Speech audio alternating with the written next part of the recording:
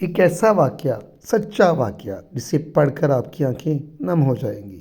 ہم 1988 میں جب نامی کلاس میں پڑھتے تھے، اس وقت اسکول یونیفارم بھی کیمل کلر کی شلوار قمیض اور سفید جوتے ہوا کرتے تھے۔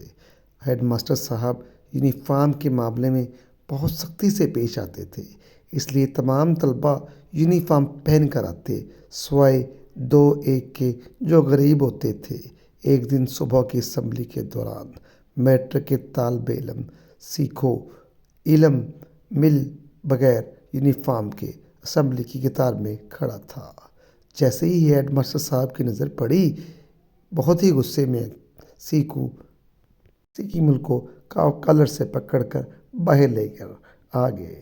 ہیڈ ماسٹر صاحب کا غصہ دیکھتے ہوئے سیکو مل نے زور زور سے کہنے لگا، سائیں میری بات سنیں، میری بات سنیں سائیں، میرا باپ باغو مل غریب آدمی ہے، وہ مجھے کہاں سے یونیفارم جوتے لے کر دے؟ آپ مارے نہیں، میں کل سے اسکول نہیں آؤں گا۔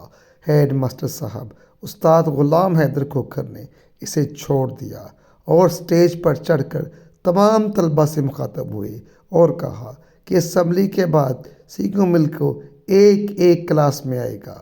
آج اسے آپ نے جو خرچ ملا ہے آپ اس کو دے دیں تاکہ یونیفارم خرید کر پہن سکے۔ میرے پاس حسب معمول 8 آنے تھے، جیب خرچ 8 آنے جیب خرچ سے ملتا تھا۔ سوچا آج کے دن سموسہ نہیں کھاؤں گا، میں یہ پیسے اس لڑکے کو دے دوں گا۔ کلاس میں بھی بیٹھے ہی تھے کہ کلاس کے ٹیچر استاد فقیر محمد حیات تھوڑی دیر بعد سیکو مل بھی استاد سے اجازت لے کر ہماری کلاس میں داخل ہوا۔ اس کے ہاتھ میں 1 روپے، چند نوٹ اور کچھ سکے تھے جو شاید اس نے اپنی کلاس سے جمع ہی کیے ہوئے تھے۔ اس کے پاس اور پیسے نہیں تھے۔ استاد فقیر محمد حیات بسپانی بہت غصے میں ہم سب کو منع کیا کہ کوئی بھی اس کو پیسے نہیں دے گا، اور سیکو مل کی جانب دیکھتے ہوئے غصے میں کہا کہ ڈوب کے نہیں مرتے، بھیک مانگتے پھرتے ہو؟ کیا ابھی غربت کی آڑ میں ساری زندگی مانگتے پھرو گے؟ واپس اپنی کلاس میں جاؤ اور جن جن سے پیسے لیے ہیں ان کو واپس کر کے آؤ، میں تمہیں یونیفارم لے کر دوں گا۔ سیکو مل استاد کہنے پر واپس اپنی کلاس میں گیا، سب کو ان کے پیسے واپس کر کر آ گیا۔ استاد فقیر محمد حیات نے پوچھا کہ شام کے وقت کون سا کام کر سکتے ہو؟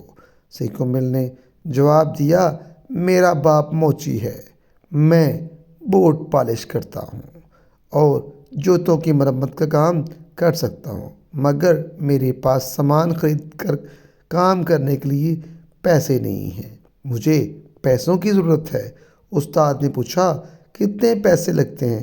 اس نے کہا 1 لکڑی کی پیٹی، چند برش، پالش سب ملا کر 150 روپیہ تقریباً لگتا ہے اور اس کا سامان بھی آ جائے گا۔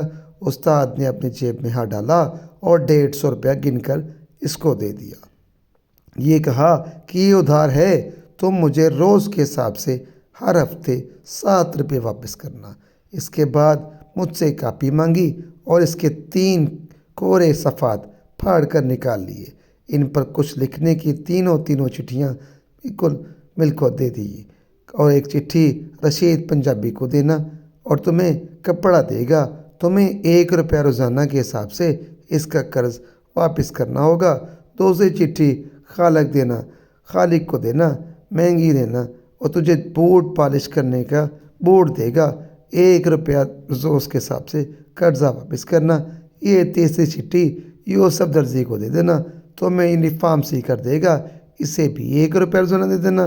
4 روپے قرضہ اتارنے کے لیے تمہیں ہر صورت میں اتنا کمانا ہوگا کہ تم قرضہ چکا سکو، اور اسے کہنے میں تمہیں اپنی محنت کے ذریعے آگے بڑھنا ہوگا۔ ایک بار بھیک مانگنے کی عادت پڑ گئی تو سارے زندگی بھیک ہی مانگتے رہو گے۔ سیکو مل وعدہ کر کے چلا گیا۔ میں استاد نے ہمیں کہا ہے آپ لوگ اپنے جوتوں کی مرمت اور بوٹ پالش ہمیشہ سیکو مل سے کروانا۔ وقت تیزی سے گزرتا گیا، 12 سال ایسے گزرے جیسے آنکھ جھپکتے ہیں۔ میں ہائی اسکول کرونتی میں 10ویں کلاس کے طالب علم 1999 کی الوداعی پارٹی ہو رہی تھی۔ استادوں کے ساتھ شہر کے معززین کی بھی دعوت تھی۔ تقریر کرنے کے لیے شہر کی ایک بڑی فلور مل کے معزز جنرل مینیجر کو دعوت دی گئی۔ کاٹن کے سوٹ میں ملبوس، ماتھے پر ریبن کا چشمہ رکھے اپنی تقریر میں اسی ملبوس ماتھے پر ریبن کا چشمہ رکھے اپنی تقریر میں اسی اسکول میں پیش آئے۔ 1988 کا قصہ سناتے ہوئے زاروں کی طرح روتے ہوئے اسٹیج پر بیٹھے۔ اپنے استاد فقیر محمد حیات کے پیروں کو چومتے ہوئے بتایا کہ کس طرح ایک قابل استاد نے مجھے بھیک مانگنے سے بچایا۔ یہ ہے محنت کا سبق۔